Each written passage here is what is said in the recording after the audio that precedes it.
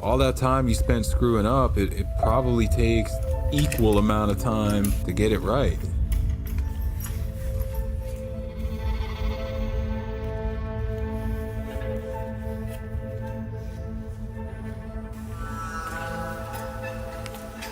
If you get up and get after it 2, 3 hours, 4 hours, you're going to be a lot less likely to make poor choices the rest of the day. The rest of the day is going to seem a whole heck of a lot easier.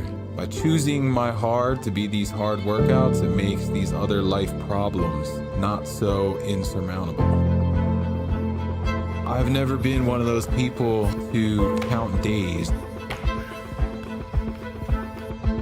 All of us that are in this fight are in the same place. It's all just about today.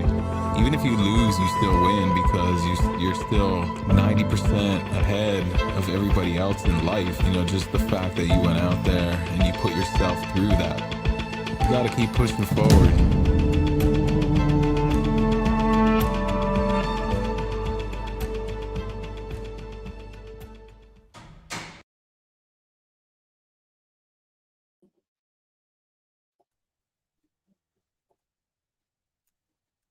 That is Carl Kaplan of HGR CBD, sponsor for our podcast at the start of this year, and a friend of mine. And little video there that he made back at their gym in Vegas, studio, and their media team. And I thought it was great. Just to, he's got a great story, honestly, of kind of refinding purpose in his life through fitness. He's really committed to a healthy lifestyle, an active lifestyle. And like he said, doing hard things in the gym, prepare him for hard things in life and keep him out of trouble otherwise. I think there are a lot of people, myself, certainly people that I know and have met over the years that can resonate with that message a lot. And he had shared that with us, so we wanted to share it with you. Yeah, we need some point we need to schedule him on and kind of hear his story. Carl's in the comments right there. Good morning, Carl. Well, it's noon and afternoon for us, but Carl's out in Vegas. West. He's out west. Yeah, out west in Vegas. And dude, I have been I've been using it actually a ton this week. I've been home for 3 nights in a row, and then it will be 4 before hitting the road again, and getting in the gym, doing some more intensity. Got a chance to train with Taylor, Self, and Bryson Del Monte on Monday, and definitely feeling it. But those roll-on sticks are just so easy, like the balms and the balms, you can put it on your lower back, but that's better with someone else if you have to rub it in. But those roll-on sticks are so nice. You can just reach back there, get the erector muscles in the low back, and then it just kind of does its work overnight. So Brian called me yesterday. What time was that? About 4:10 Central Time, and he goes, "What are you doing?" And I'm just out of breath. I literally just got done with the workout, and so it's been 2 days. Today will be 3 days straight in the gym. But yeah, I mean, it was we did a lot of squatting yesterday, and those who know me, I love the back squat, and so we had to establish a 10 rep max back squat. So it's been a while since I did that. So I threw 225 on there. I ended up finishing at 245. So I did 245 for 10. And then the workout was it was 5 rounds, but basically it was a lot of lunging and shuttle runs, and the lunging you had to have the lunging. I don't imagine your back and legs are blown up today. Oh, so when I woke up this morning, because I'm holding this 20-pound wall ball, because we had to lunge with the 20-pound wall ball. If you ever lunge with the wall ball, I mean, your backs. So my legs and back were killing me this morning. Not to mention all the max thrusters we did on Monday. So yeah, I've never put the stick on my legs and my quads, but I did. I put it on my back. I always put it on my back, but I put it on my hamstrings and my quads, and yeah, I'm feeling a lot better. I can move around a little bit. I can go up and down the stairs, so that's good. So, we've all been there before. We're going up and downstairs is challenging, getting up and down from the chair or the bathroom or whatever. It's part of it. Yeah, but my dogs don't know any better, and they think, you know, they're running between my legs and whatever, and it's just like, don't do this. I don't need to make any sudden movements. I'll fall down these stairs, and I'm too old to be falling down stairs right now. So, No, but please don't anyway, do that. that was kind of like that's not a shameless plug. It's like this stuff really works, man, and it's good, and it's like I said, it's really fortunate that we got someone like Carl who kind of has that same vision as we have. You know, he's just, you know, he's an above average guy, just like all of us. Everyone that does CrossFit, I think, is above average. It takes a lot, whether it be mentally, physically, whatever, to go in the gym every day. And Carl definitely, and definitely epitomizes that. And, you know, he has a great product that obviously we're huge fans of. So thanks. Shout out to Carl. And thanks for sending that video over. That might be our new commercial that we have during, you know, to lead off. So something a little bit different. Well made, you know, well made, clear message, speaks well. I think, like I said, it resonates with a lot of people. So hopefully that's the case for you, and maybe you'll consider trying some of his products. He puts a ton of care into the ingredients, and, you know, just really trying to give a product that's going to do what it advertises, and very much in the lines of health.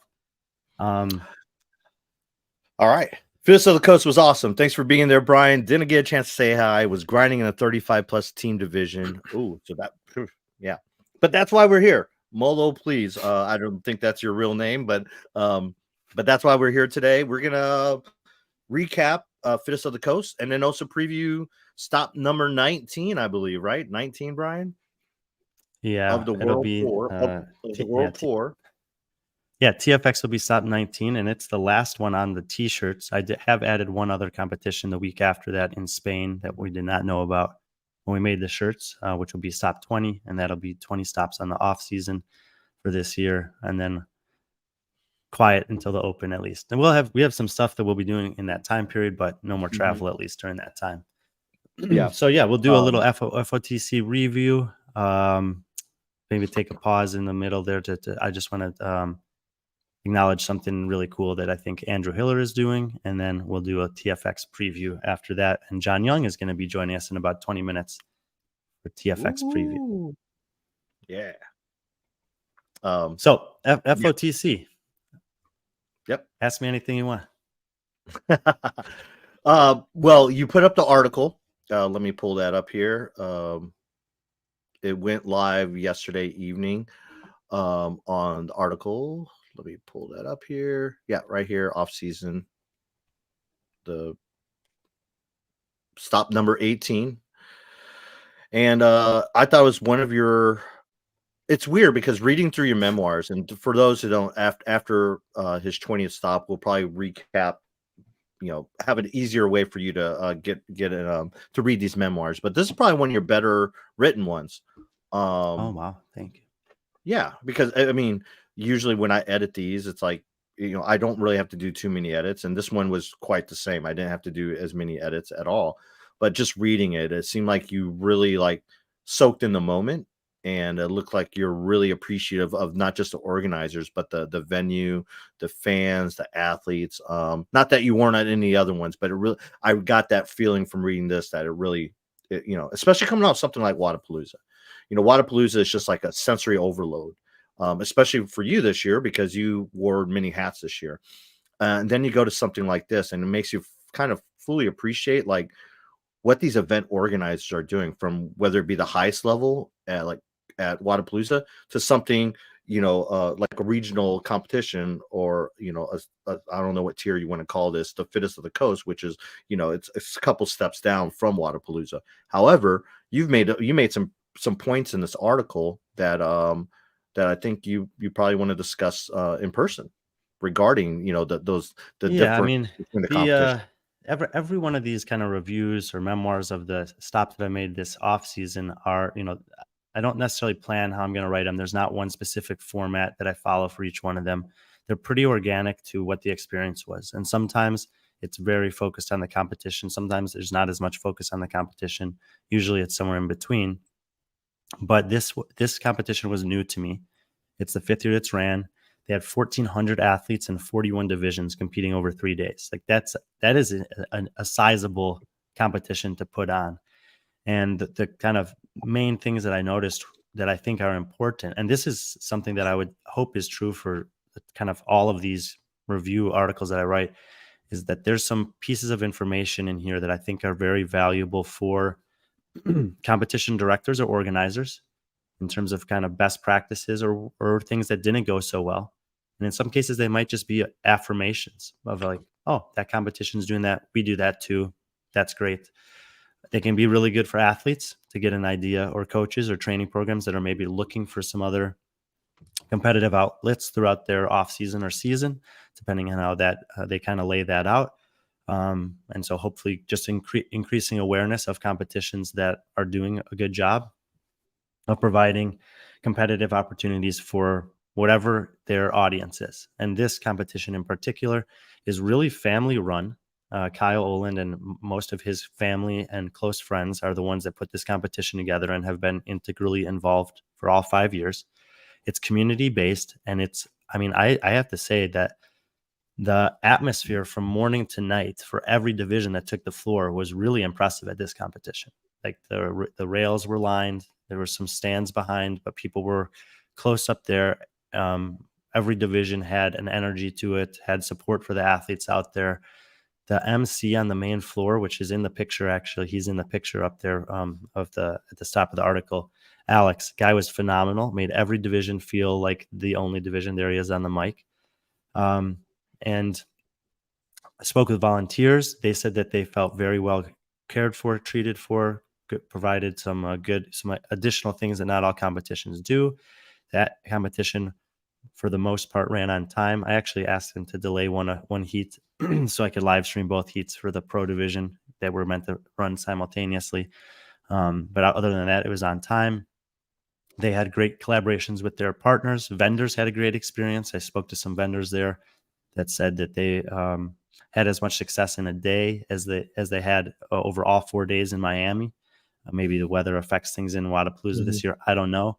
But like across the board, everyone that I spoke to, from athletes to vendors to volunteers, were enjoying the time there, and the energy was noticeably positive. And I think that comes from the top. Kyle has been immaculate in communication and organization with me since we first started having communication several months ago. His follow through has been great. And then at the end of the competition, he came up to me and thanked me and said he appreciated me being there. And he's already got, as they, I think, teased on their Instagram, they already have dates for next year, and he's already invited me back. He's forward thinking, he's organized, communication is good. This is the media team for 1,400 athletes and 3 days, 2 competition floors, 1 offsite event, 40 divisions. It was 6 people. And look, Lauren Khalil and I come in as kind of outsiders to this team that are bringing a different type of exposure to their competition this year.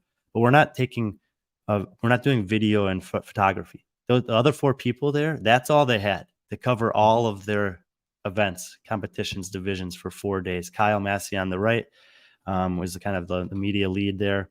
He's got a company, 963 Film Group, that I think is kind of a cool company that he does other media with. Will Walraven is the other guy there. He did videography. He was down in Miami. He was at Legends, I believe. Sarah Lowry in the middle, and then the girl with the white and the black was mostly kind of their Instagram, handling everything there, and some photography as well. And that was it. You don't need a lot. You just, the organization and hard work of a few people with a clear directive can go a long way. And I was just kind of blown away with those things. The other thing that was cool about this competition was the location. And I know it might sound kind of like a silly thing to say or an afterthought, but it's the venue that they've got locked in for, I believe the next 2 years already, is 10 minutes from the airport. There are hotels all over the place. There's a Top Golf across the way. There's a mall nearby. There's tons of eating options. I would say that parking was a little bit of a premium during the middle of the days. And other than that, on the ease of coming to and participating in an event, it checked boxes across the board. So just kind of impressive for an event that's only been around for 5 years. That's primarily for the community. They did have 5 pro divisions, but not a ton of like games athletes necessarily, at least individual athletes. There are some team games athletes that competed. So I was impressed across the board with what Fittest of the Coast did last weekend. Yeah, I mean, the venue, it being in a convention center, it didn't look like a convention center. The way, I mean, it's so spacious, but even then, it looked like they set it up with great sight lines for fans. It looked like there's plenty of fans there. I think you mentioned in the article that the community showed up and supported it, and a Top Golf across the street. They need to incorporate that maybe in one of the events next year. Just have a driving contest instead of the softball throw, maybe a driving contest. I don't know, Or but accuracy challenge. or something like that. I don't know, incorporate it. But I don't know. My mind working right there is like, how do you incorporate Top Golf into like sponsorships or something like that? That's just how my mind works when it comes to stuff like that. But that's stuff off the competition floor. Actually, T-Bird had a really good question here. Do you have a chat with the PFA to discuss any of these things so they can take your feedback and incorporate to their event best practices? Brian, I mean, I have a good yeah. relationship with the PFAA. I Mhm. occasionally have great conversations with Brent Fikowski, but there are people that work for the PFAA that are not professional athletes as well. They were in Mitchell. Miami. Yeah, Yeah. Mitch and Grace. They were in Miami, meeting with some people there, including us. We have had, and so yeah, I speak to them every once in a while. We have a lot of alignment on similar objectives. And in terms of kind of best practices at competitions, I've seen a lot of the stuff that Brent primarily has built out over the last couple of years.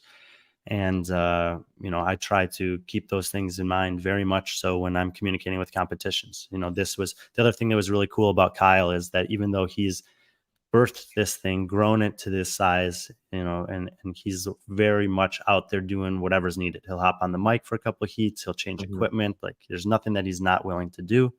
He also is very humble, and he was very open to feedback because he knows that I've been to all these competitions and that he runs one a year. And he says, I want to know the things that you think we're doing well, the things you think we could improve on. And on the spot, I would give him some suggestions. And if he thought that it was going to make the competition better, he would do it, even the same day that the idea was presented to him. And he wasn't afraid to make those calls. And I think that it was in the overall the best interest of the competition.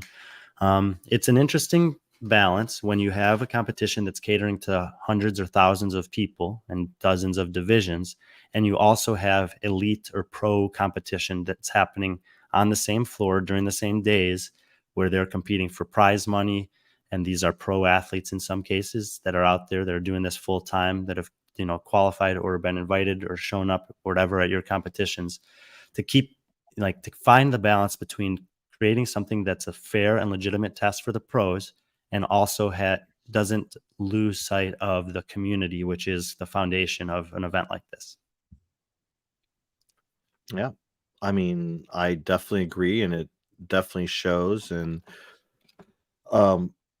regarding the PFAA, like Brian said, we do have constant communication with them. A lot of what we want to see and they want to see kind of align when it comes to competition. By all means, doesn't mean it's the best practices, perhaps not. But when you get a collective of people who kind of have the same alignment and same beliefs, and I do believe, like, and I think Wadapalooza being involved with the PFA is a step in the right direction. And I would love to see the PFA, help out or provide suggestions to some of these other competitions, especially whether they're CrossFit sanctioned events or not. If there's athletes, and that's why it's called the professional fitness, because it's not just CrossFit, it's fitness in general. Let's transition to the competition on the floor, I guess. And we'll mainly talk about the elite divisions. Logan Brown wants to know, where's his interview? A Silly Goose podcast might have that. Yeah. It's a real podcast, actually. Anyway, yeah. Well, we can focus on the elite. We'll start with so this format allowed for athletes to compete as individuals and teams of either 2 men, 2 women, or male-female teams if they wanted to. The individual competition basically went all day Friday and half the day on Saturday. They had a reset where they actually did the award ceremony for all the individual divisions. And then 3:00 that afternoon, team competition started. It ran until about 7:30 at night. started the next day and ran till about 4:30 p.m. on Sunday. So it's like 1.5 days of individual competition, 1.5 days of team competition spread over 3 days. And I think there were 10 to 12 pros who did both individual and some form of the team competition. But at the top of the leaderboard here, I mean, we'll just run through kind of the guys that are on the screen, I guess. Dre Strom shows up after not competing for a year. Extremely consistent performances across the weekend. Ultimately, he was in a dead tie with Quinn Robinson going into the final, and Dre just smashed the final to take the win here. He's told me this was like a last hurrah. I don't know if he means this competition or this competitive year overall, but he broke his foot last year at a competition in January. So it was great to see him out there competing again. You know, this guy had made regionals for 5 years in a row in the Central Regional during 2014 to 18, won the games with Mayhem Freedom's team in 2019, and he hasn't done a ton of competition since. So cool to see him out there, made the trip over, clearly worth it to get the win. And just a positive athlete out there on the floor, all things considered. Yes, Patrick? It's something I just thought about. Dre is his last 3 live competitions he's competed at, he's won. 2019 games, 2019 615 game. Throwdown, and this one. Yep. Yep, pretty good record. Yeah, I mean, anytime he hits, I mean, the last 3, I mean, granted, it's from 2019. It's like a 5-year period. He's only competed 3 times live, but every time he competes, he wins. He wins championships. So, and prior to that, I think was the Rogue Invitational. I think Mayhem finished like maybe 5th that year at the Mayhem Invitational, or not Mayhem Invitational, the Rogue Invitational. But that's, you know, I don't know what he means by that. Maybe that's something we can ask him, but maybe get a little bit more in depth about it, more information. But I definitely would like to see Dre maybe compete this whole season, see where he goes. I mean, he's obviously talented enough, but yeah, this was pretty top 5 finishes, 5 top 5 finishes, an event win in the pump sesh, and then like I said, the final event, Nessie. Oh, he actually got second on that one, yeah, because of Jackson Maybe Drohan. won a heat. No, there's only one heat, but Jackson Drohan, who's finished 5th there overall, smashed that as well. Anyway, Quinn Robinson, primarily a team athlete with Reignited ILM, was at the games in 2021, competed with him in 2022. I think maybe took a year off last year. Super nice young guy, super fit. Probably the surprise for me, just because I haven't seen him do individual competitions of this caliber before. But like I said, dead tight on points with Dre Strom going into the final. Not super fast on his hands, and most of those guys were. And I think he just gave away a lot of time on the handstand walk in that event. That was unable to make it back up necessarily, but a great showing overall. And I mean, he places ahead of Evan Rogers, takes 3rd and rounds out the podium. They kind of separated from the rest of the field, those 3 guys. If you look at the points there, Rogers was coming off of competing individually at Wadapalooza the weekend before, where he took 27th. He got off to a really good start, struggled with the heavy barbell there. And that, just like that 14th place finish was basically took him out of the race when you have 2 other guys that are so consistently near the top. But pretty impressive to make the podium the week after competing at Wadapalooza. He had a great showing last year at semifinals. When the things kind of line up for him, he's definitely a threat, like an outside threat to maybe even challenge for a CrossFit Games spot if things go his way. He was only 4 points behind Tyler Christoffel last year, and a lot of people think Tyler is this athlete who has the chance to potentially make that. And so why wouldn't you say something similar maybe about Rogers? And then that's, like I said, those 3 guys pulled ahead, but Jordan Lundin, he was at semifinals last year as well. We're going to see him on the team side, and Jackson Drohan out of CrossFit Crash. I know he's made some recommitments to his training, and he looked pretty good across the weekend as well. We saw him at the Crucible, and it looks like he's taken a little bit of a step forward with a new coach and, like I said, recommitment to his training. So pretty good to finish in the top 5. Plenty of talent in this field, going down deeper than that, but I don't think we're going to linger for too long in any one division. No. I mean, our boy Logan Brown, 11th. Good job, Logan. So yeah, it's a good field. I mean, Corby Foxall was 9th there. He's made the semifinals last year. Mateus Ferro, who was 13th, is from Brazil. He's competed at the team CrossFit teams at CrossFit Games before. So a lot of experience in this field, but also some young guys coming up, Logan being amongst them. Let's transition over to the women's field. Man, Pro this female. was, yeah. And this was, again, by the time everything was said and done, it ended up really being 2 women and then 2 women that were battling for first and second and third and fourth. And they were more or less the names that we would have expected. And actually, I mean, this was wild. Like on the first day, the first event was an offsite 4K run. Amanda Fisher has her hair dyed blue. Jessica Schwartz was in this field. She has her hair dyed blue. And the 2 of them are coming barreling down the finish line of this 4K. And Amanda Fisher edges her out by a second, which is a couple points. And if you look at the final leaderboard, there was no room for error because they were dead tied on points between Fisher and Caroline Klutz. Caroline Klutz was like the only athlete to really start with a very consistent display of workouts. She took second on the run, and then they did the pump sesh second. She was second on that. A lot of the women either did really good on the run and really poorly on the lifting, or the other way around. And just, Caroline is pretty consistent across the board. The only thing that ever really trips her up is a few high skill gymnastics movements. And we got to the trident workout there with the ring muscle ups in it. And she was leading that workout by quite a ways. And then on the last set of ring muscle ups with 3 reps to go, she just kind of hit the wall a little bit, allowed 4 athletes to pass her by. Those end up being critical points.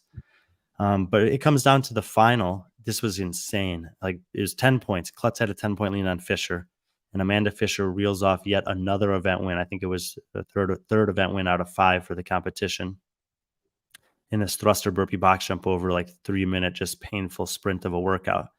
And Klutz is leading everyone else in the field, which would be good enough. And in the last round of 9 thrusters, she breaks at 6. Shaylin Lowry, who is in a battle for 3rd place in the podium, comes up to the bar and rips off her fastest set of 9 yet and crosses the line 1 second ahead of Klutz, erasing that full 10-point. And Fisher knew it. She was laying there on the ground, and she only finished 10 seconds before those 2 girls. She rolled over. She said something to Shaylin. Like, she knew that if Shaylin beat Caroline there, that Amanda would win the tiebreak with 3 event wins out of 5 events, obviously. So anyway, it was as close as it could be. And then all 3 of those women also competed in the co-ed pro team competition. Yeah. Shaylin, I when I was watching it, you did mention that she was dealing with a little bit of shoulder issue, and you could definitely see that on the I guess was it the snatches or the overhead the dumbbell overheads. I think it was a clean and jerks, whatever, but she was really struggling with one of her shoulders locking it out. But yeah, it came down to it. I mean, Amanda Fisher, someone that kind of jumped on our radar last year on the semifinals, and Caroline Klutz, competing with Grit House, a well-known affiliate and team. But it seemed like overall that this was a very highly competitive field, and the end result kind of shows that. Yeah, and like, these ladies are showing up here. These guys are showing up here, taking this competition pretty seriously. Kyle Spears is one of the blacklisted HQ coaches, if not the main one. And it was actually the team name of Amanda Fisher's team. And he put a nice post up just about Amanda and the work that she's put in since semifinals, and how important, some of these off-season competitions are for these athletes. Really shines through in those types of posts. I'm just going to run through the team competitions kind of briefly here. Basically, on the men's side of things, to me, the main story is the team that has won this competition the last 2 years ended up finishing 6th. And there was a kind of a drop off after 7 teams, but those top 7 teams were all really good. And those guys, AJ Nicely and Justin Reidelbach, basically said, yeah, man, the level is just higher this year. I mean, I still think that a couple of things here or there, and they wind up on the podium. But it was just the level of competition has taken a step forward, at least in this division, from last year to this year. The team that ends up winning is some young guys that we know from Crash Crucible, Quinton McQueen and Daniel Sterling. They ended up kind of having a good margin there between everyone else. And then Tokyo Drift, Josh Harden's on that team along with Brian Young. Josh Harden's competed with the Grit House guys, Kevin Steinhaus, Caroline Klutz, etc. in the past. And NBD ESP sneaks out a 3rd place, Hank Grenda and Nick DeMarco there. It was a pretty tight battle on the men's side. A lot of the top teams had top 5 finishes or top 6 finishes kind of across the board, and it was just kind of this jostling for position there. James East actually did not compete. Quinn Robinson filled in for him with Logan Martin there, but yeah, and they won the last event. It was a solid competition, really competitive. One team pulls ahead a little bit, but the energy, man, at the final event was insane. If you didn't watch that live stream, it's a longer event. It's like 15 minutes because it's an interval style workout. But man, that last round, like it was crazy in there. On the women's side of things, the defending champions, Emily Torres and Teresa Harvey, do win again. They were in a little bit of a battle there though. Jasmine and Autumn with the Krypton girls, and Bridget and Melissa on team B and Mel. And then the Crash ladies, Jessica and Jennifer, were kind of the teams that ended up emerging there. That was the order that they finished in. And yeah, Lean Machines closed really hard. The last event for the women was a 3-scored event. It's an AMRAP of snatches, a 1-rep max snatch, and then a Metcon of 8 rounds of bench press, sandbag cleans, and rope climbs. And they won all 3 of those. So they had 4 event wins. 2 of them were on 50-point events, and 1 of them came at the very end. And they all came right at the end of the competition. So they were actually in 3rd place starting that and climbed back up into 1st place. But, 40% of the total points were available the last time they took the floor. So, and I mean, Emily Torres is not that big of a athlete, and she snatched 190 pounds. She's hit 195 in practice. She said she's going for 200 this year. It was pretty impressive.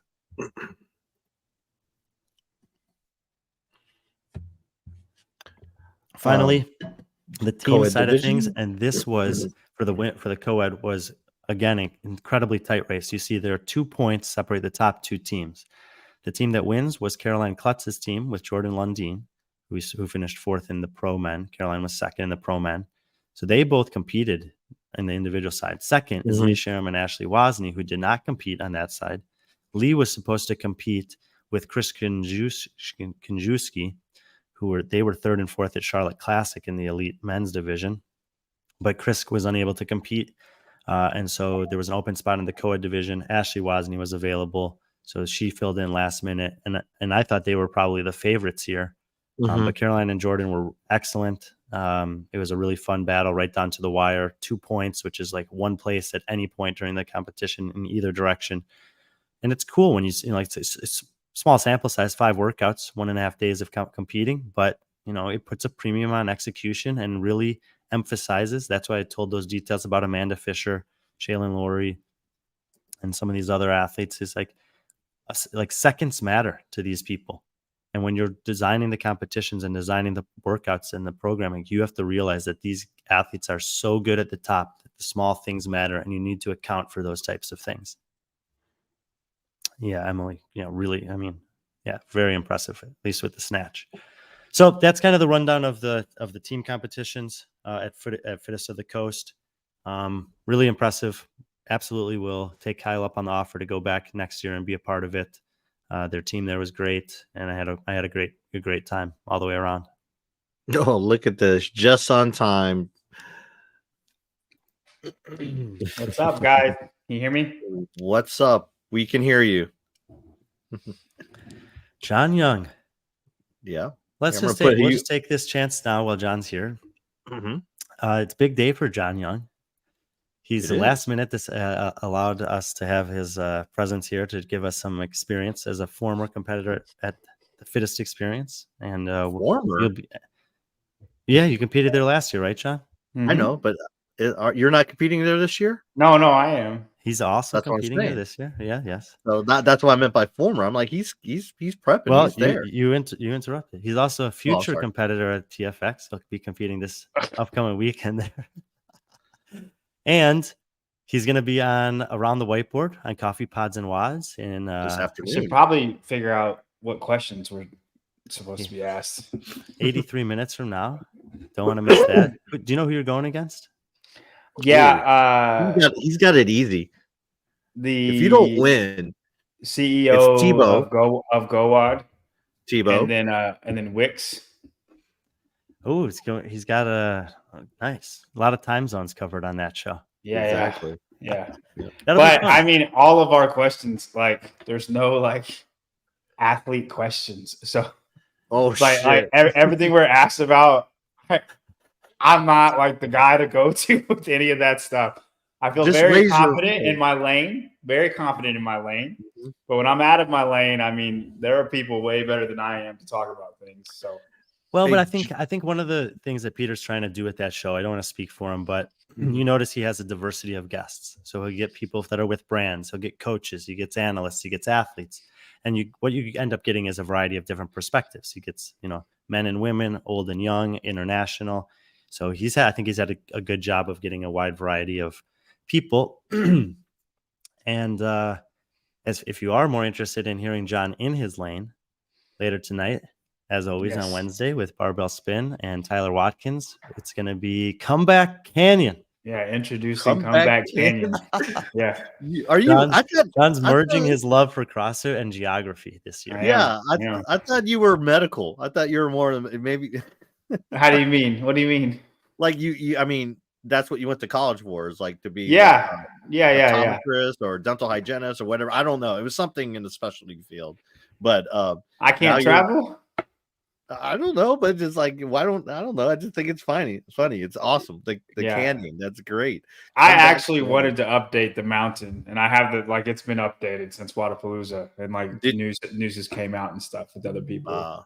I mean, But- without giving away, there's any new additions to the people traveling up and down the mountain.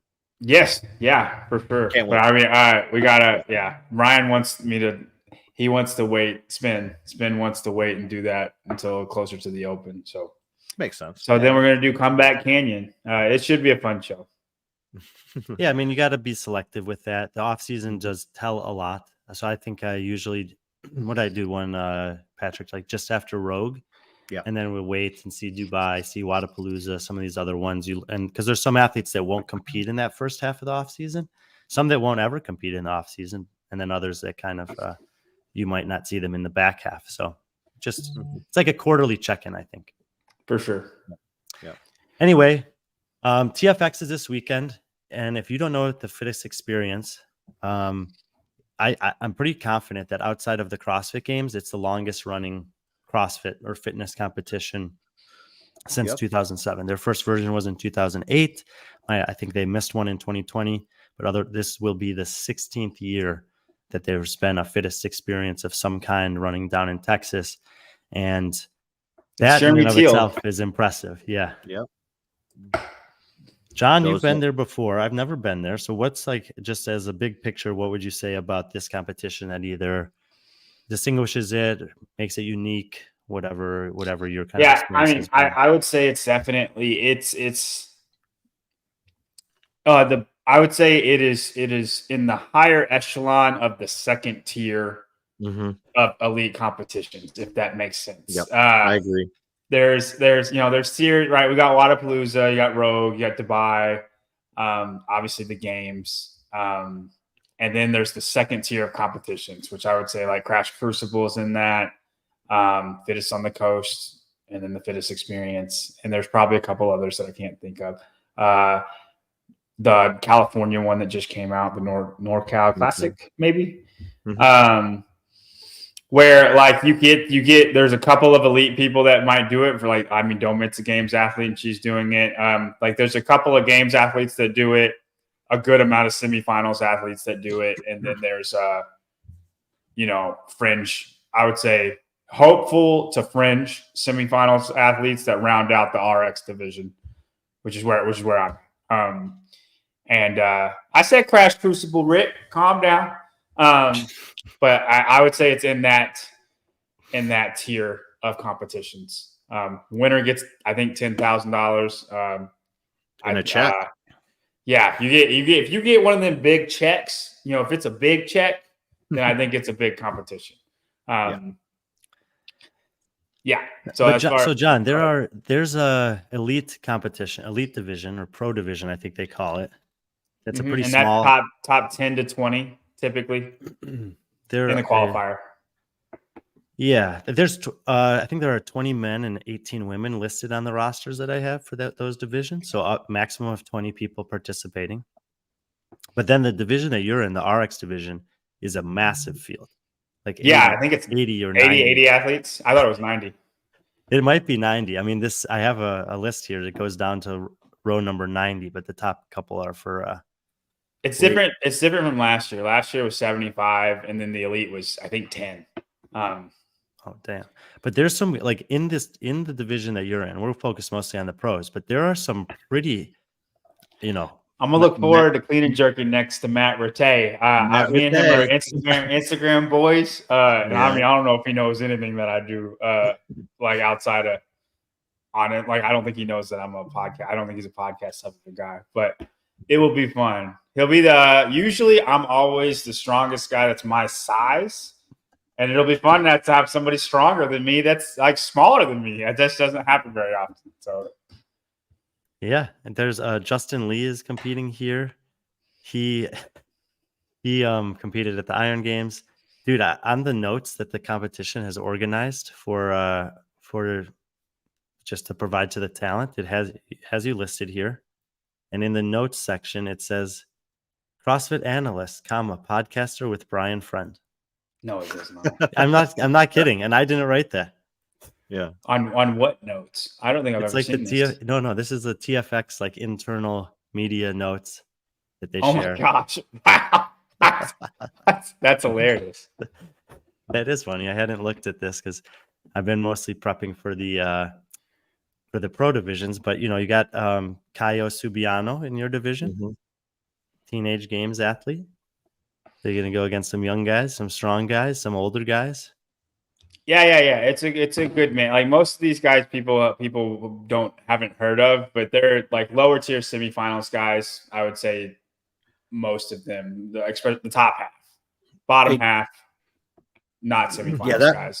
John, like you said, that RX division. My first introduction to the Fittest Experience was in 2021. And that RX division, I think Danielle Brandon was in that year, right? Yes, I'm gonna go. I'm gonna go through some of these names that have gone through the Fittest Experience, but to kind of put this perspective for you, in the RX women division that year, Rebecca Foussier and Kyra Milligan were on the podium. Mm-hmm.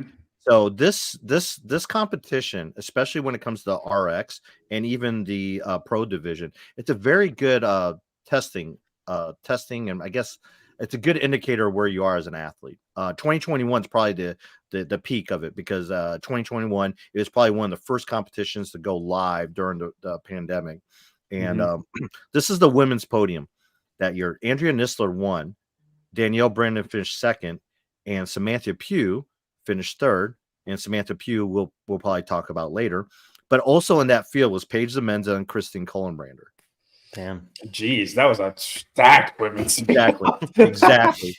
And if you look at, and it was just fun to watch because it was ridiculous. On the men's side, Roy Gamboa won it. Travis Williams was second, and third was Phil Toon. And that was, I think, the first major competition for a very young Trayvon Benton. He finished last. Also, Mitchell Stevenson was in that field too, of men. But Trayvon, I think that was Trayvon's first competition, and we'll talk about Trayvon here later. But in the years after 2022, Kelsey Keel, Abigail Domit, she competed. Joshua Alchama, Luke Parker. 2023, Kelly Baker ended up winning it. And if you go back to 2019, Chandler Smith actually won the men's pro division, and with Travis Williams second.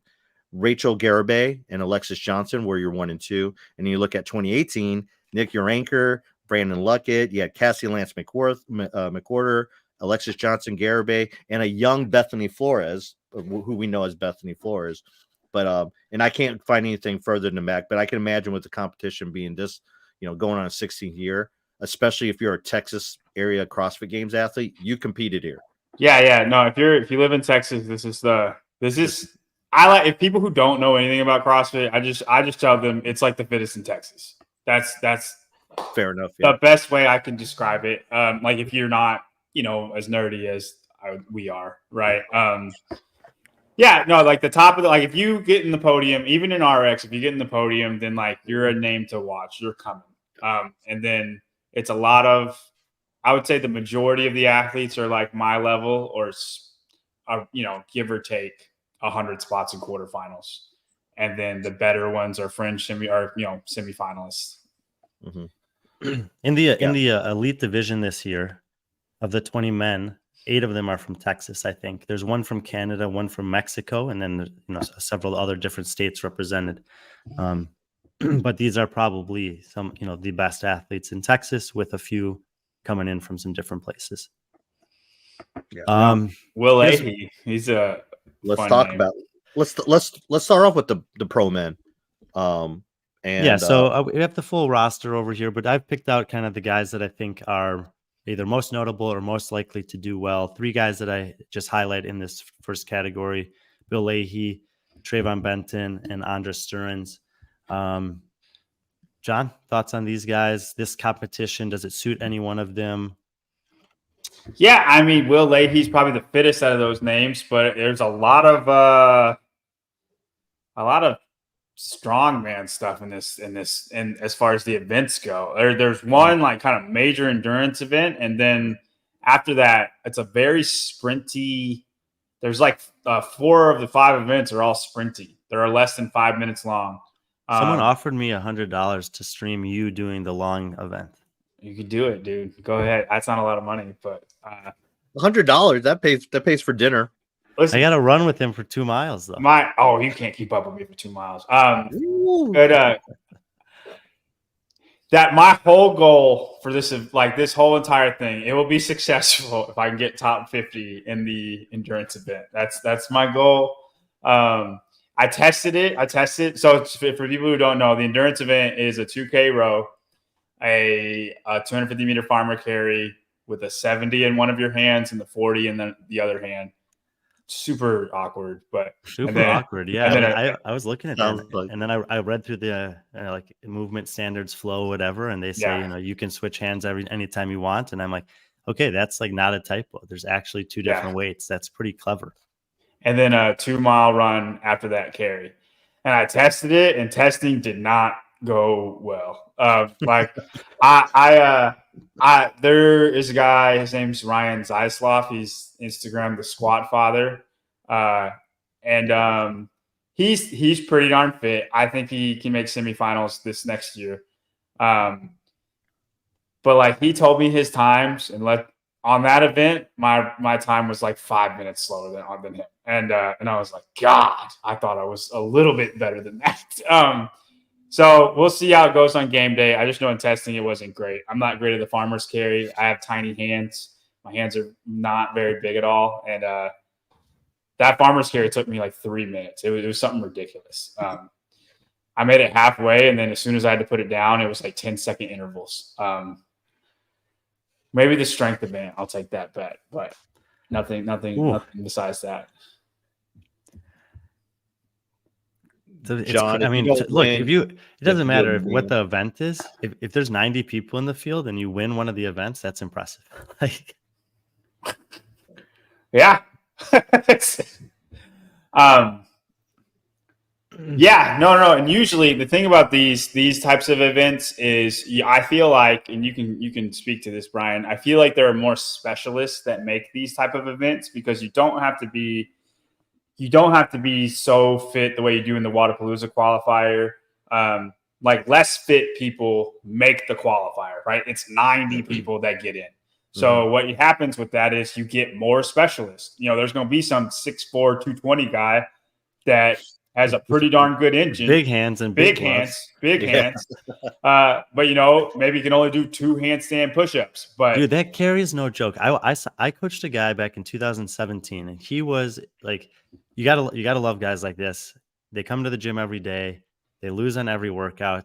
They barely squat below parallel, even though you try to find every single way in the book to try to get them to do it. And then something shows up.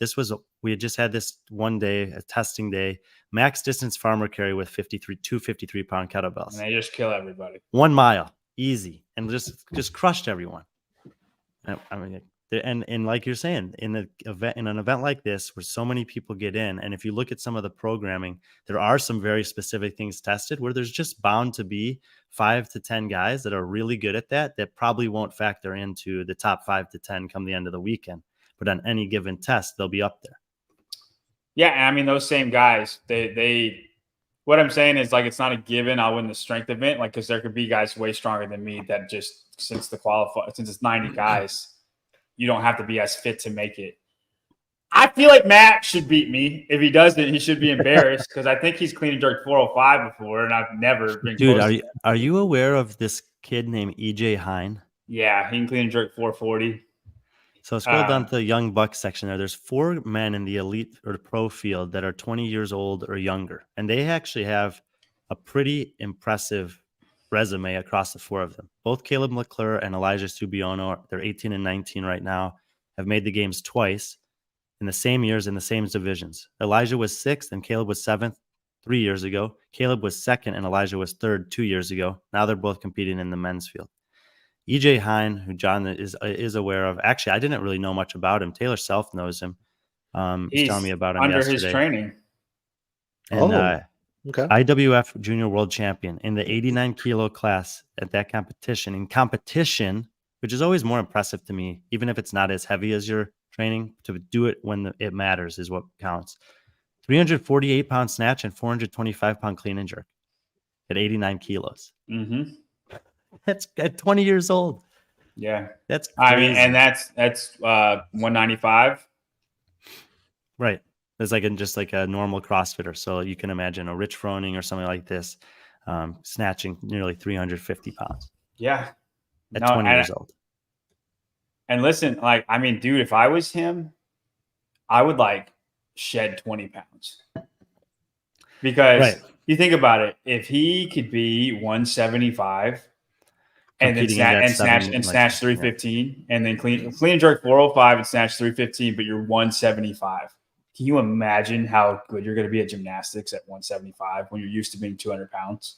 Dude, look at that. That's a 400-pound clean and jerk. This looks easy. Oh, he just stuck that. And then the last guy in the division is like of these 4 guys that are 20 years and younger. He's a 2-time CrossFit Games athlete as well in the teenage division, Alexander Blazo, and it's the least impressive of these 4 young kids in this pro division. So pretty stout group of young guys competing there. And this is like what I like about these off-season competitions is that you're going to have this range of athletes from, sometimes these established athletes, as Patrick was listing off from the past, some guys that are right on the cusp, and then some guys that we might not see them, reach the semifinal levels or games levels for a couple of years, but they're getting the opportunity to go and test themselves against guys that are where they want to be already, once or twice in an off season. And I do think that some of these guys will have pretty good showings this weekend. Yeah, and what's fun, the strength ladder event, it's an EMOM. I don't think people realize how much harder it is to lift under an EMOM like that. But basically, it's a clean and jerk plus another jerk. You have to go 8 minutes. The last bar is 335. But if you hit the last bar, if you hit those 2 jerks, you get to call your shot on the 9th bar. And I think they'll give you a minute to rest, and then you go and we just see who calls what. And I think it's gonna be hilarious when EJ clears this ladder and then just calls 405, 70-pound jump. Just do it to do it. It's the last event of the competition, so it's not like, you know what I mean? Yeah. Oh, that's the last event. Yeah. Well, Wow, no, there's the final. It's the last event that's okay. not the final. Oh, okay. I was about to say that's a hell of a way to end And an there's event. we've actually seen a similar format before at the semifinals with the snatch ladder for teams. Where If you cleared the ladder, you could pick one teammate or the only teammate that was left, and you could declare a weight at an additional platform. So it doesn't show up too often. A couple of people hit it, but it doesn't show up too often. But it is a kind of fun, especially when you have a big field like this, and there's going to be a couple specialists. You're going to see some impressive lifts there. Yeah, Brian, you need to be front and row, front and center for EJ, and also for the RX division. I want to see what John and Rote do as well. It'd be interesting. I'm very, very confident that I'll get to 335, and then we'll see. It has to be like, here's the thing, lifting at this. I remember last year, it was like terrible last year lifting because you're on. It's a rodeo, kind of a rodeo. Like you're on a dirt floor, and they just put stall mats out, and so there's divots where you drop the weights. So it's like it's pulling from a deficit almost. So like the weight feels like 20 pounds heavier than it is, because the weights are like in the ground a little bit when you start your pull, and we'll see. I would be very happy if I got 335 for one, and I kind of think it'd be a miracle if I got the second jerk, just because my jerk is trash compared to the rest of my stuff. And Matt should look super pretty. I'm going to be talking trash to Matt all week. I'm hoping I can get in his head a little bit. And like I hope we walk out there at the same time. And You're not going to get in his head, dude. And I'm going to be like, come on, Mighty Mouse. Let's go. You should wear a Mighty Mouse shirt. Find a Mighty Mouse shirt. Get a Damian Stoudemire jersey. Yeah, or something. something. Like if I was confident in 335, I absolutely would, because then I might can make him call like a number that he can't do, and then I'll just do 345 and just do it for one and be done. And then, but I'm not confident in the last bar. I hope it happens. We'll see. John, what I want to ask you about this pro showcase event. I was so disappointed so only the pros get to do it. The RX division doesn't get to do it. Really? And I have been working on my handstand hold for like the last 2 months. So like when I'm looking at their website, it says pro/RX and it lists the same workouts. You're sure? Yeah. No, so all of the workouts are the same except that pro showcase one. And only the pros get to do it. That's why it's called Pro Showcase, or it would be Pro. Okay, well, either way, RX Showcase. I'm sorry that you don't get to do it. That is kind of a bummer. I feel like this actually would be. I don't think people necessarily who don't know you don't know that like your gymnastic skills are actually pretty damn good. Yeah. For my level of fitness. Yeah, they're not. Sure. It's not like it's obviously your strength is your strength, but your gymnastics is pretty good. And it's better than my cardio. Yeah. And I don't know. I think anyway, for this workout, I guess it's only for the pros. 3 minutes to find a max unbroken handstand hold, 3 minutes to find AMRAP triple unders, and 3 minutes to find max unbroken set of ring muscle ups. Each movement will be weighed 33% towards the overall score. Knowing that there's this an aerobic event that we talked about. Obviously, there is a little bit of weightlifting with the carry. There's this heavy event that we talked about. Do you like the inclusion of this skills gymnastics? I do. Test? I do. I think it's needed, quite honestly, because if you look at the rest of the events, it's just a lot of it's all cardio, and the other gymnastics one and the sandbag one are back to back. So I don't think a lot of people know that, but they're 4 minutes apart. So there's a big recovery aspect that plays in, and I'm actually happy because I feel like it's more of a fitness test. I think this balances out. For the lack of gymnastics, because this is all gymnastics. I do. For the pro individuals, I'm very happy that this is in here just from a programming standpoint. I think the sandbag event, you could have thrown in like a run or something to make that a little bit more endurance. I know we're already doing that with the snatches, but find something else. Those 30 single unders are nothing. We'll look at that, but I do. I'm glad that this is here. I feel like it's needed.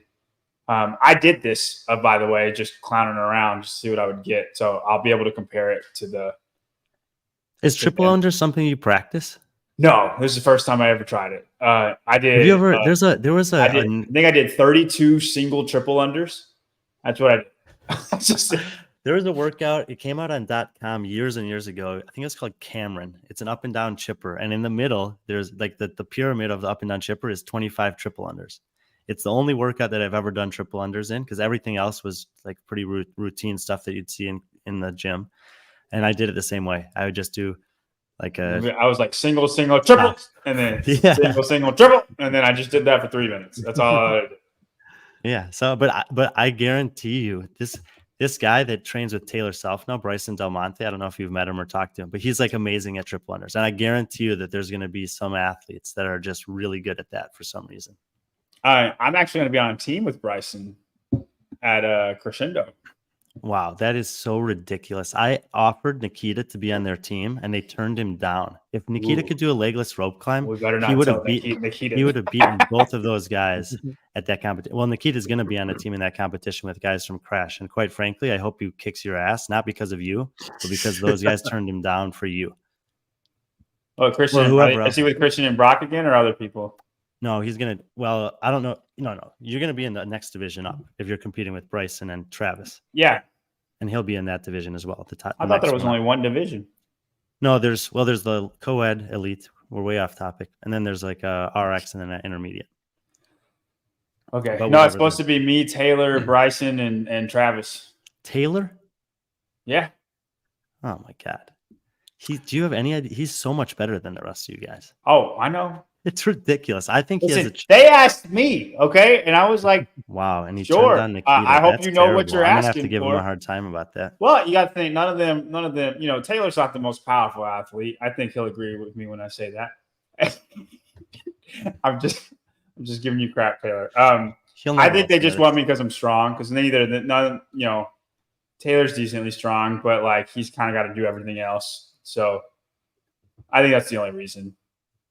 You know, Nikita is kind of just like Travis and Bryson. Yeah, true. It looks Anyway. like Taylor's gonna have a busy off season for someone who's not competing because if you I watch have to put him. Sevon, I'm gonna have to put him Brian's back. right. He's so much better than us. Like it's just kind of it's probably just he's chilling, man. Yeah. If we're doing equal work, he's chilling. but I if you will, watch Sevon this morning, he pretty much got a verbal confirmation from Hopper about doing the open workout against Taylor. Oh yeah, he's down for that. Yeah. So it'll be fun to see. All right, let's take a look at the. Thank you, Shay. Let's take a look at the women's division, Patrick. Okay. Women's Mainly field. two names. Yeah, Yeah. unlike the men's field, there are actually two former CrossFit Games individual athletes in this field. Abigail Dommett, who's coming off 26th place this past year, and Sydney McAlishan, who made the games twice in the previous 2 years, are both in this field. Sydney's Canadian, but she lives in the northeast of the U.S. And Nashville. And this field, and Abby's she's from Texas, right, Sean? Like, Yeah. through and through. And there's a lot of Texas in this field again, but I think those have to be the two names that we're looking at here. Yeah. No, they're just better than everybody else. I mean, it's kind of, I know that's not like a great talking point, but it's the truth. Well, yeah, if you're looking at other athletes that potentially have a chance to make some noise, obviously there's 3 spots on the podium anyway, so someone's gonna wind up there. Give you guys a look at some of the others. Sam Pugh, who has competed here in the past, podiumed here in the past, as Patrick mentioned there, against a great lineup.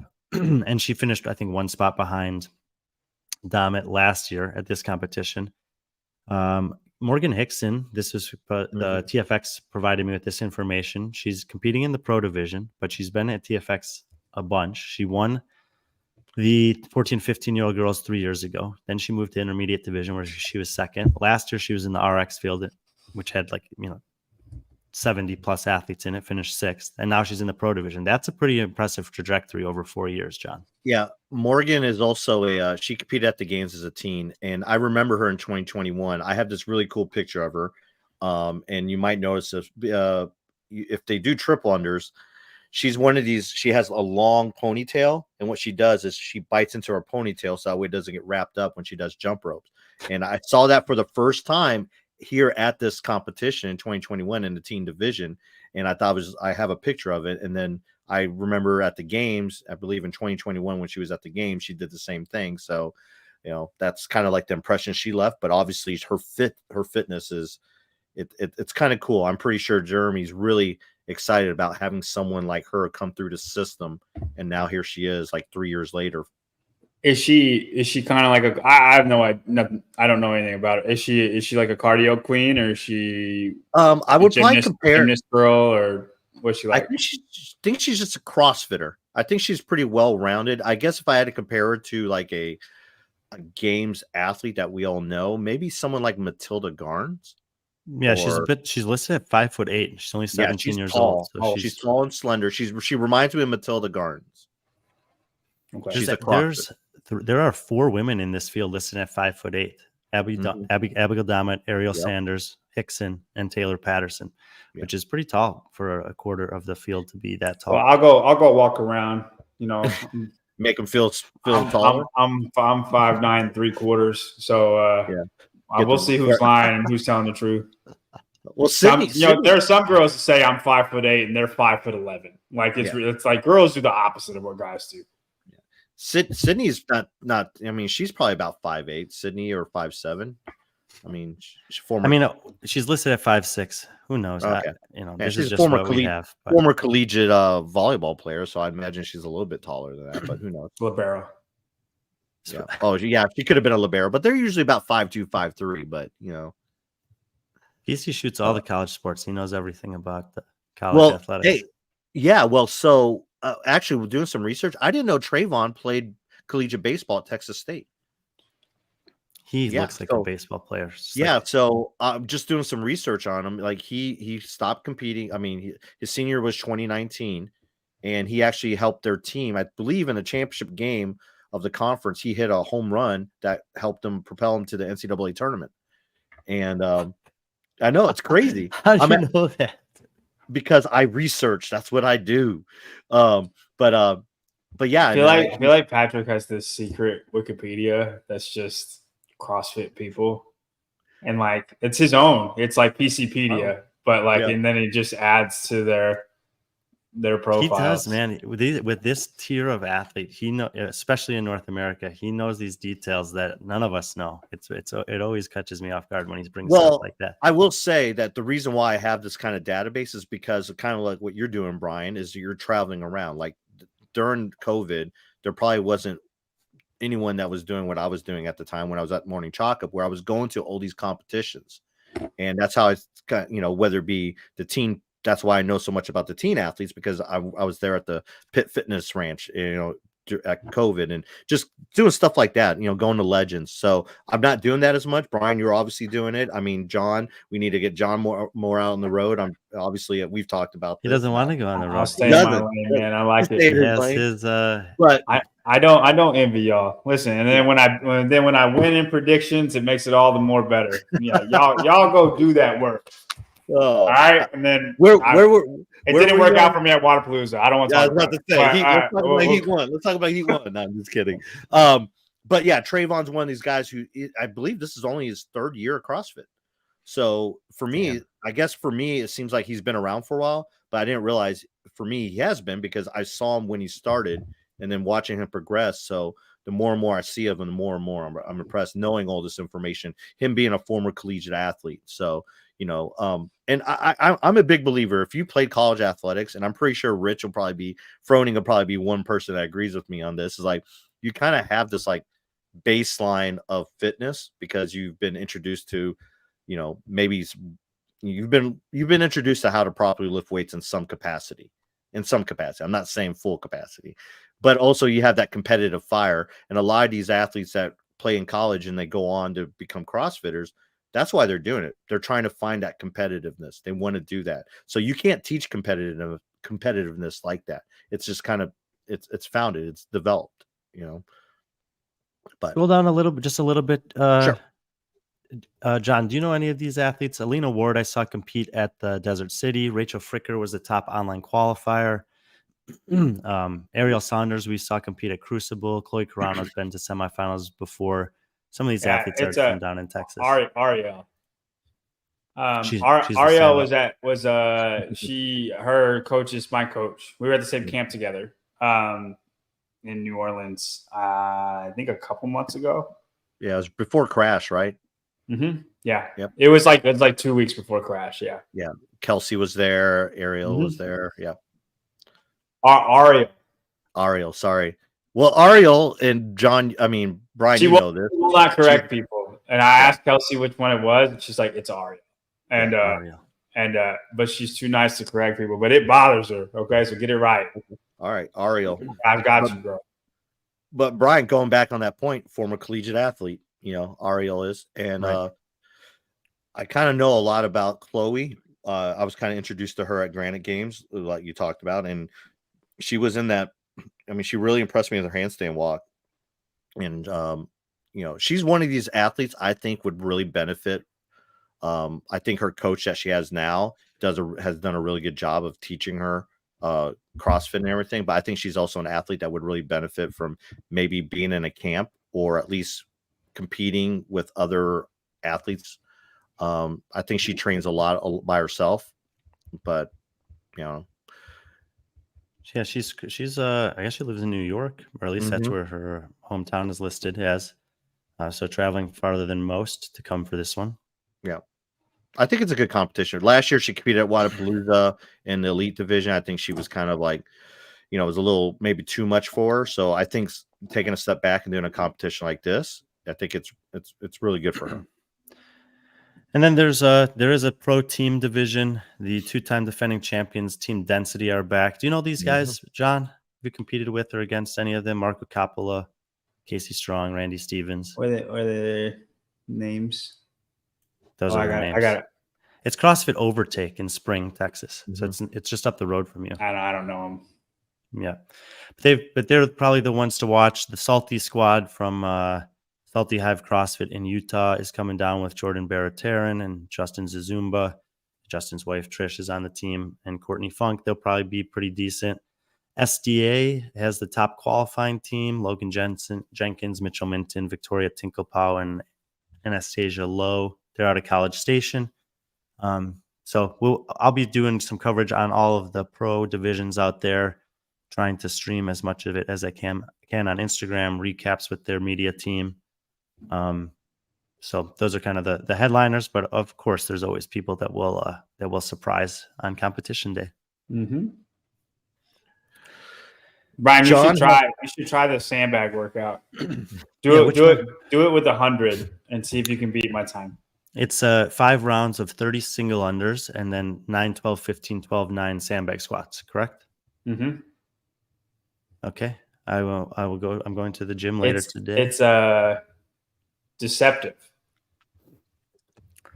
It's very fast. When it comes to sandbag stuff, like cleans and squats, I'm okay. Carries really mess me up. I don't know. Really? I did. Yeah. Anytime I put like carries in, I did a workout with Bryson and Taylor the other day that had carries in it. They were using a 200-pound bag, I was like, what the hell? They're like, you need the 125. I was like, nope, I'm using the 100, and it was plenty for me. Yeah, carries just get me for some reason. Does it hurt you in the ribs? I don't know. It just taxes me. No, not in the ribs. It just my squat yesterday hurt me in the ribs. Like I woke up today and my ribs hurt. And I was like, hopefully everything's okay. What day do you get into Austin, John? Friday. We're going up Friday morning. Nice. I'll get there on Thursday. Tomorrow I'll be traveling out. Maybe we can get dinner or something one night. Sure. Saturday's busy, but Friday and Sunday. Are you staying long? I'll stay Sunday night and fly out Monday morning. Yeah. Okay. Depends. There's a kind of a group from my gym going, and I think one of the girls might be able to win the rookie division. So we might have to stay for the final if they do the final. Ceremony, whatever. Mm-hmm. Cool. So that's Fittest Experience. John will be down there competing. I'll be out there covering it. We're going to let John go here in a minute so he can get ready for his next public appearance today, which is going to be over on Coffee Pods and Wads for the Around the Whiteboard. What's he? Bracket number 3. Yes. Of go to the previous one. Let's see that one. PC. Oh no, next one. Oh, it's off of there. Oh man, never mind. They remove it? No, I guess it's 24 hours. Oh yeah. Why? What was up there? Oh, you're on Coffee Pods and Wads though. You're not even on. No, I meant on mine. Oh wait, you actually posted something on yours besides a workout video? Oh wow, that's new. Oh. I mean, John, I posted the same thing. He always posts when he's going to be on podcasts. Yeah. What we need to do, and I think I might do this while you're down in Texas, is ask a couple of those photographers to actually take some pictures of you because it seems like everyone's using the same pictures of you over and over. Oh, I and don't over. have very many pictures. I know. I know. It's I know. We need to get some either like And I'm not headshots a of good you. Get him picture at taker. the, let's get him while he's doing the carry and at the like the middle part of the run. like a pain Sure. cave like picture. Okay, all right, 1 second. All right, I just wanted Brian to see this 500-pound squat. Not that you're one. scared. You're scared, Chucky. Oh no, it's before. It's the very first one. I want you to. All right, You tell me. Here you go. You tell me how many people make it look like this, and in the CrossFit world. Okay, because I think you can count them on one hand. Well, Patrick, you got to have workable internet, man. What's going? Ooh, Is that not super clean right there? I know it's fidgety. 500-pound squat anyway is impressive to me. John, you And should then- do that. You should do that rogue that 1,000-pound challenge. Why? The I don't know. 1,000-pound challenge isn't really a challenge for Yeah, I can do it in 2 lifts. They upped it. They upped it so that way it's 1,250 and a 1,500 club now too. Now here's the thing: like I can 1250s fine, but then it's like, man, you're almost on the last one, and then this is me dancing. Don't worry about it. I'm about to dance with the barbell. But 1,500. I hope if you win Coffee Pods and Wads that he plays this clip later. This today. is what I love about live fucking shows. This is what I love about it. This is great. Listen, Oh, yeah. Soldier Boy is on the background right now. I'm dancing to Soldier Boy. Okay. Oh, anyway, Jesus. 1,500 is like, I gotta stop doing CrossFit to hit that because you have to deadlift 600 and you gotta bench 400 and nobody's doing that. So like I'm stuck in this weird. I don't care for a 1,200-pound shirt. Like if you're any kind of strong, you can probably do that. I was 100 pounds short last year. I'm nowhere near that this year. Of the 1,000-pound club. No, I had 1,000 of 1,250. Of the 1,200. Yeah, I was 1,150 last year, or just under 1,150 last year when I did it. Jesus. Brian, I think you can. Are you close? Can you get 1,000? Fuck no, dude. There is a 1,000? 500. No. There is a 500. I guess and your a bench 750. press kind of kills you, doesn't it? Everything kills me, dude. Yeah. I can't back squat 300 pounds. I can't deadlift 400 pounds, and I can't bench press 200 pounds. It's not even That's close. why they have a 500. I guess that club. does sound. I guess that Even does if I sound hit like all a those lot. numbers, that would only be 900. You're right. That does sound like a lot. I'm sorry, man. There's a 750 club Okay. and a 500. It's an accomplishment that anybody who does it should be proud of. I am not interested in it, but everybody should be proud of it. Yeah. Well, All right, John, thank you for joining us. We will see you this weekend in person. Always a pleasure to see you competing. Yeah. I haven't seen you compete too often, so that'll be fun. And then, watch him on CPW 40 minutes and Barbell Spin later tonight to learn about the most likely comeback athletes in 2024 CrossFit Games season. I don't know if it's I the will- most likely. I think it's just the people who need to come back. Well, actually, what you're really going to be learning is what Comeback Canyon is all about, because There you go. There you I'm go. just speculating. I got to Yeah. figure out what it's about. That's a great thing. I need to. Need to get I'll it be in the together. I'll be in the comments for you. I'll be providing support for you, John. As always. We'll be in a role reverse. I'll be coaching at the gym at that time. Yeah. Sounds But, good. Thanks a All lot, right. John. Is there anything I should know about Wix or Tebow? Is that how you say it? Yeah. Tebow. Yeah. You have the easiest name of the three to pronounce. Yep. Yeah. Tebow's French.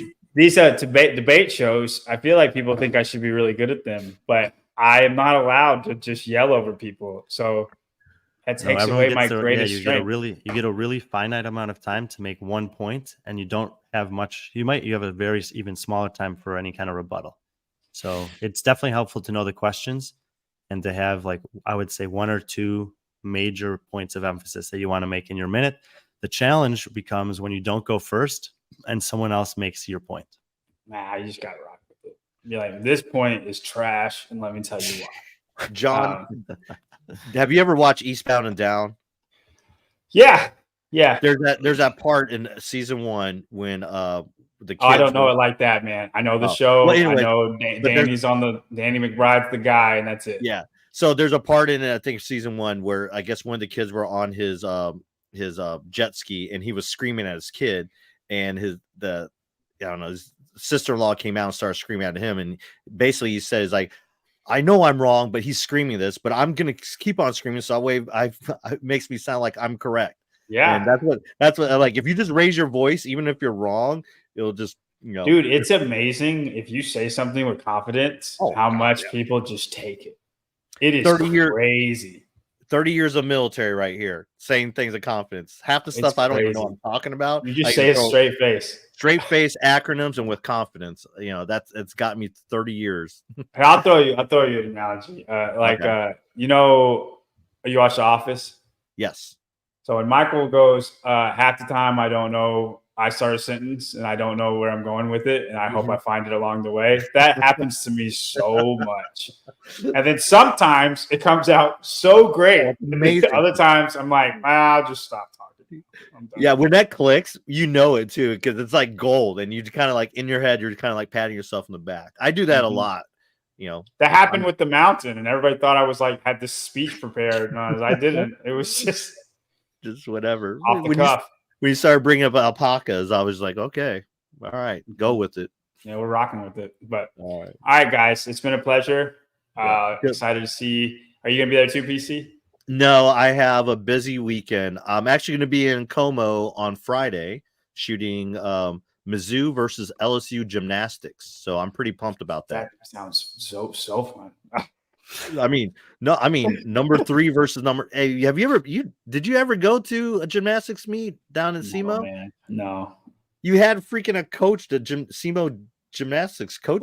All I was doing when I went to Mizzou was bench press. That was it. Yeah. Well, it's going to be fun. It's apparently it's going to be sold out, and they bench got press and religious studies. Yeah, that was all I did in college. Yeah, we need you back on the weekend review to give Dave his. Everybody likes to tell me how off base I am every single time I start on something. So, I enjoy it. But all right, I'll see you there, Brian. It'd be fun. We should have a conversation when we get there, unless you're too busy. No, I love that. But all right, thanks, guys. Thanks a lot, John. See you soon, John. Yep. Nice of John to take the time to come in. Obviously, he's got a lot going on today, and he's getting ready to compete and travel this weekend. So appreciate him taking the time just to give us some perspective of having been there before, and of course, a little bit of his own insights to the top athletes that will be competing in the pro division. There's a couple things before we go. You wanted me to highlight this. There we go. Let's bring this on. Oh my God, dude. Travis Mead. So a few years ago, Travis Mead finished 3rd place in the Open worldwide. And Patrick and I were working at the Morning Chalk Up at that time. And I wrote this article, Who is Travis Mead? And it never actually published. But then he didn't do quarterfinals. And he started doing these crazy challenges. He also got diagnosed with an illness of some kind. He comes in and out of posting stuff on Instagram more and less frequently, but he's been featured in Morning Chalk Up articles. He's been on some podcasts over the past couple of years because of some of these insane feats of fitness that he takes on, and the fact that he does it in the face of adversity. He did a hero WOD every single day for a year. Even on days that he was sick or traveling, like this guy has and you see it right there, bold in the middle of this paragraph, no excuses. He's a LFG guy to the max. He writes that at the bottom of most of his posts. And the stuff that he takes on to try to do is crazy. This is called the Strongman Marathon. There's previous posts that he's put up about it. And for whatever reason, he decided to do it on January 13th. And these were the conditions, and he still did it. Not surprised by that guy. No, it's unbelievable. I mean, I'm surprised, but I'm not surprised he did it. 12 hours it took him to do it. It's a full marathon, but you do like a mile with a yoke, a mile of burpee broad jumps. He said the hardest mile was a mile of handstand walking. Like what? I mean, just the it's crazy. Sled pushes as he did in the snow. I mean, so anyway, yeah, I think it's incredible to highlight. And if you scroll down to the bottom, he finishes one of these challenges and he just seeks out the next thing. And the next thing that he wants to do is called the Seal Fit workout, 27 miles of running and 10,000 burpees. Stop. I think there's a UFC. I think that's a David Goggins workout that he made, and I think I'm trying to remember there's a UFC fighter that was trained this, and that's how he trained for his UFC fight, was to do the Seal Fit.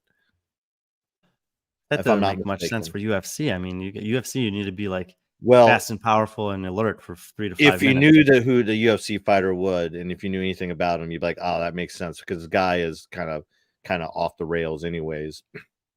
But I mean, to be one of the best in the UFC, I think you got to be to some extent. oh yeah, definitely. You know, it's not like Bella who wants to get punched. These guys are just like Bella. They want to get punched in the face too, but they just get paid a lot of money to do it, you know. So anyway, Travis Mead, his Instagram is Animal181. He is absolutely an animal, a savage, one of the fittest guys on earth, I would say. Not competing really in the sport of CrossFit anymore, but obviously had some tremendous success in the Open that one year, got on our radar.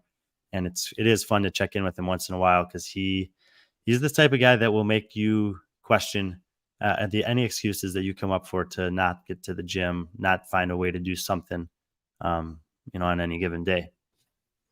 The other thing I wanted to talk to him, I can't find the post on CrossFit or CrossFit Games. It's the announcement of the affiliate council. Are you familiar with? Yeah, and I wanted to kind of get your take on that. Trying to think, maybe I'll look on Craig's. Yeah, Craig Howard is one of, was it 8 people, something 7. like that. 7 people. Yeah. I know a couple of these guys pretty well, and a few of them I don't know. Craig Howard, obviously, we know. I've actually recently had some great conversations with Craig. Unfortunately, I didn't see him in Miami. I was trying to find him on Sunday, and he'd already left, but I've spoken to him since. Mm-hmm. And he'd mentioned this affiliate council and that he was excited to be a part of it and honored to be a part of it. There's 2 guys on it from CrossFit Glasgow, Gavin and Ian. They've been around forever in the UK, run a tremendously successful affiliate and community in Scotland.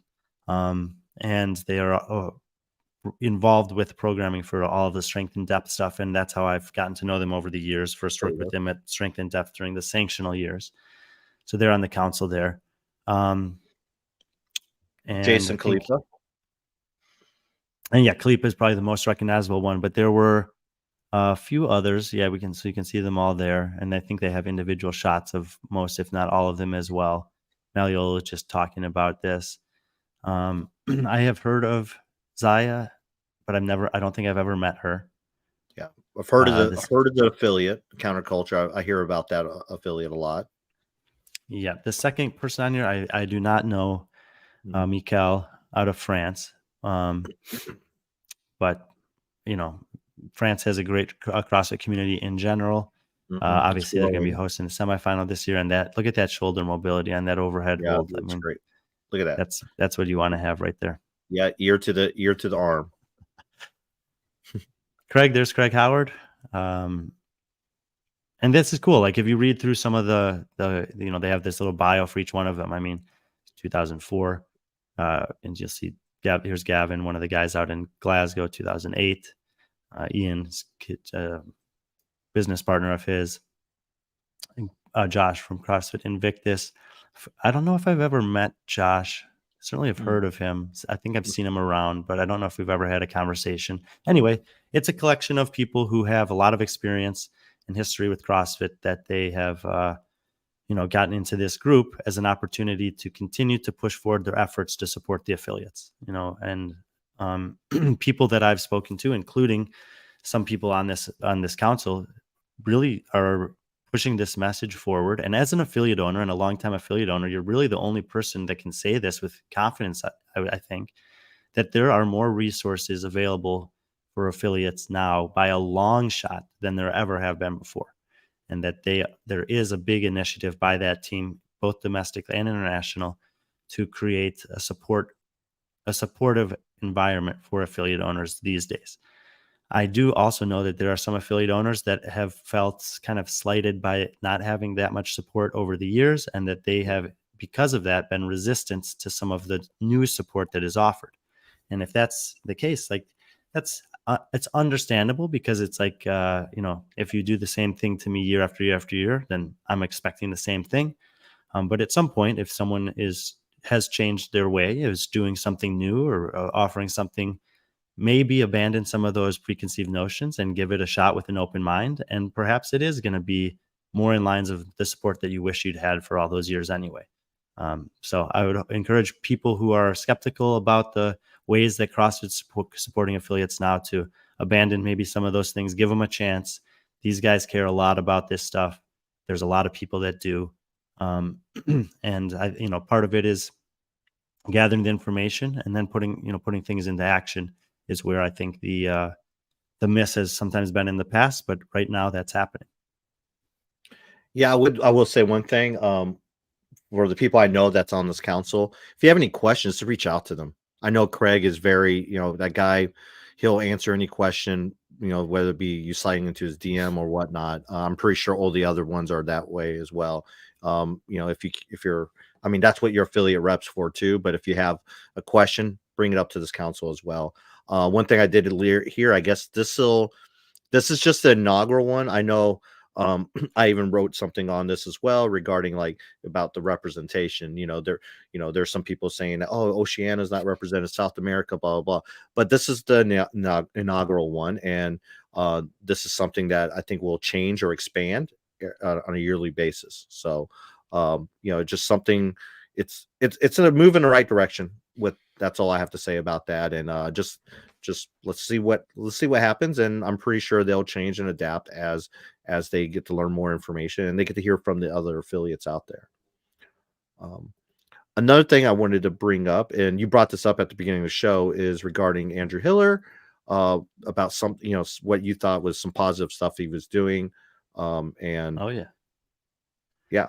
And this is the preview for tomorrow on YouTube, but he reached out to basically every individual games athlete and asked them to basically shoot a 1-minute segment regarding why they got into CrossFit, why they enjoy CrossFit. And he heard back from 40 of these athletes. So if you go to his YouTube channel, you'll be able to watch all these basically testimonials. Amongst it's out now. It's like a 21-minute video. Mm-hmm. I watched it this morning. It's and it's really cool. And this, the thing is, I know that people are aware that there's been some tension between Andrew and I, kind of, as far as I'm concerned, offline, and that he's made some of those things public. But I've been a supporter of Andrew's for years because of things like this. His original kind of intent and motive with the no rep and the improving the quality of movement and holding the standard and having this high integrity for the things we do in the gym and on the competition floor. That's, I think that the motive there, the purpose there was of the highest integrity. And that's the stuff that's been, in my opinion, powerful, that he can deliver on to help promote and support the growth of the sport and the fitness movement globally. This thing that he's doing with athletes is a great idea. Just look, 50% of them have taken him up on it. A lot of them took it very seriously, seem very authentic and candid in delivering this message. And it humanizes them. It allows people to see them off the competition floor expressing, very similar to what we saw with Carl in that opening thing from HGR, is stories that make sense to people. There's people in your gym that can resonate with what Amanda Barnhart's saying, or Colton Mertens is saying, or James Sprague's saying, or Jake Douglas, or any of these athletes from around the world. There's elements that may not resonate with you, but they'll resonate with someone. Yeah, this is the intro to the video there. This is the text that he sent to all the athletes that he got this response from. Obviously, he's become amazing at editing and manipulating these videos. He has catalogs for his videos where you can see who speaks at what time, if you're interested in certain athletes or in replaying certain athletes.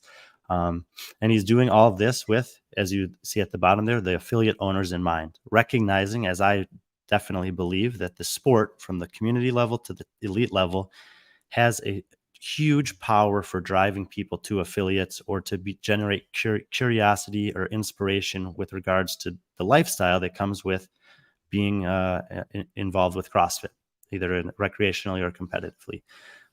And so I just wanted to kind of highlight this. Obviously, he's also doing a year of coaching with Athena Perez, and there's tremendous elements and values of that are commendable.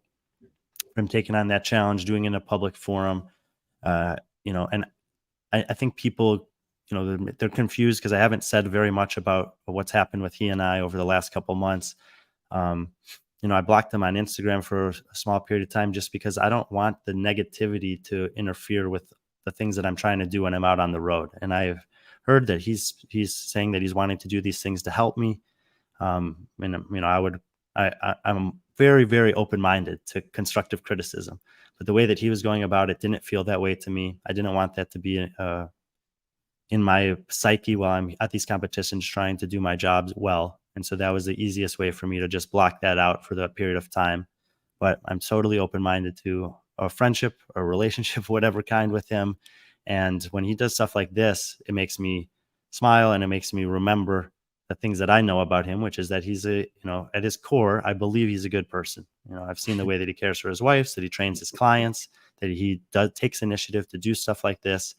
And then it's, to me, it's just unfortunate some of the mean and aggressive public ways that he comes after certain people for whatever reason. That's the stuff I think we can do away with. More of this stuff because he is a powerful and a popular entity in this sport. And I would hope that he would just continue to do great things like this.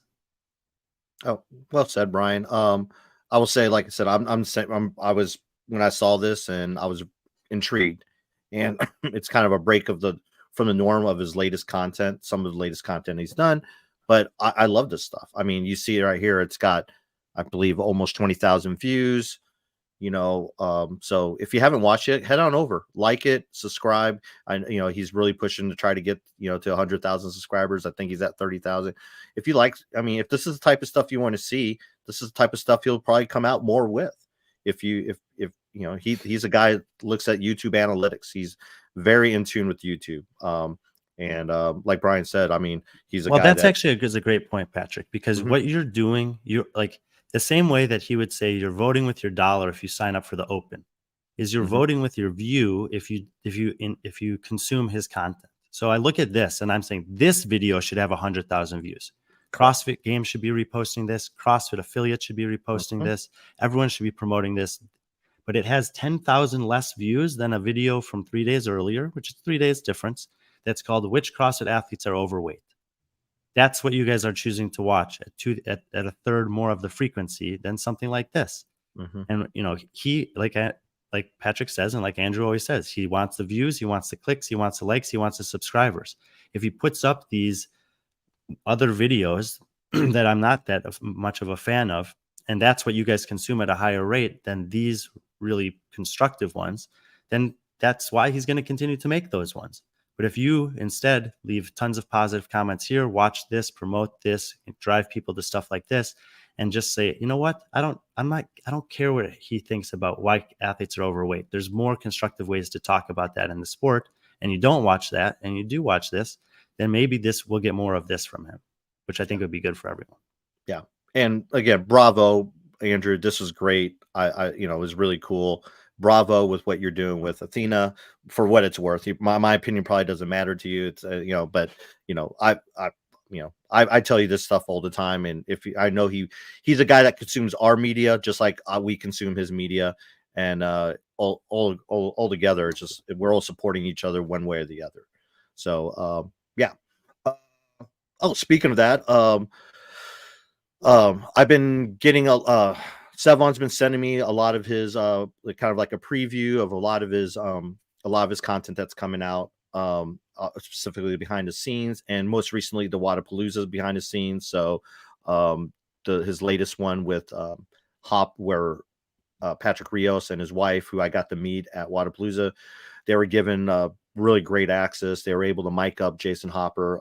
So I got to watch that this morning, and it was really good. So If you want to wait, I believe if you wait a week, that stuff will be available for free. But if you want to subscribe and support Sevon and his and people like Patrick Rios and other content creators that Sevon's employing, reach out to that. I would say subscribe to him as well if you feel the need.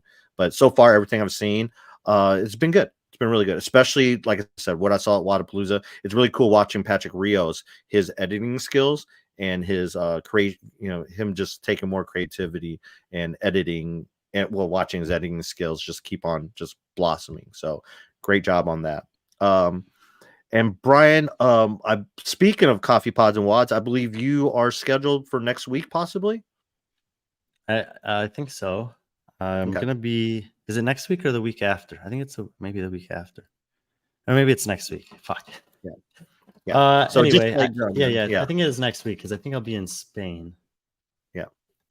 Actually, I don't know if I'll be on it or not. I have to confirm that I'm actually available and not traveling at the time that he's asked me to come on. But he did invite me on, and if I can't make this one, I hope to make a future one. Yeah, I think that's it. You travel tomorrow. Tomorrow we are gonna have Justin Medeiros on, myself, Bella, and I believe Chad's gonna try to make it on. Brian will be traveling, so check out tomorrow's live show.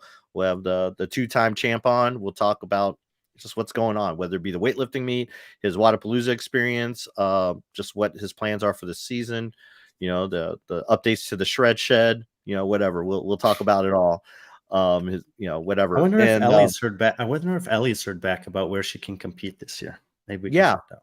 I think maybe we'll ask him, but I think she made a comment on Spin's article regarding Roman, and it was kind of like the comment didn't say whether she did or not. So I mean, maybe that's something we have. This is a real quick question for you, Brian. Should all pro athletes be required to have an LN? It seems some don't. I mean, I don't know what I don't know what qualifies someone as a pro athlete to begin with, and I don't maybe think games athletes. Let's say games athletes. Yeah, and I don't think that I don't think it's necessarily should necessarily be mandatory. I do kind of like the idea of making it available for like as a one of your incentives for qualifying for the CrossFit Games, that you have the opportunity to enroll in a level 1 scholarship enrollment or waive the fee. I do think that from the athletes we've seen over the years that are games athletes that go to their level 1 and make it a point to highlight that it has some positive ripple effects throughout the community. I don't think that there's any reason for those athletes not to take it. They're going to learn something by being there. Anyone who goes to one of those will learn something by being there.